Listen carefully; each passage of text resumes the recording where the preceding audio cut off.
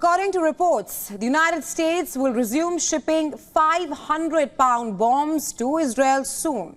However, according to officials, Biden administration will continue to hold back on supplying 2,000-pound bombs over concerns about their use in densely populated Gaza Strip.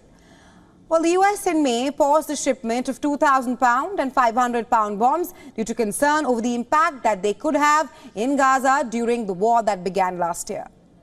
Reports now suggest that the 500-pound bombs were put together in the same shipment with the larger ones that were paused and therefore got held up back then. According to reports, the U.S. has notified Israel that it is releasing the 500-pound bombs, but keeping the hold on the larger ones. In June, Israeli Prime Minister Benjamin Netanyahu claimed that Washington was withholding the weapons. Now, during his visit to Washington, Israeli Defense Minister Yoav Gallant said that there had been major progress on the issue of U.S. munitions supply to Israel, adding that obstacles were removed and bottlenecks were addressed. On the war front now, the IDF says that it has completed its mission in Shujaiya, a neighborhood in the east of Gaza that has been the scene of violent fighting for over 2 weeks. The military statement said that the operations destroyed 8 tunnels and eliminated dozens of terrorists, also destroyed combat compounds and booby-trapped buildings. Israel's army on Wednesday dropped thousands of leaflets over war-torn Gaza City, urging all residents to flee as a heavy offensive through the main city of the besieged Palestinian territory.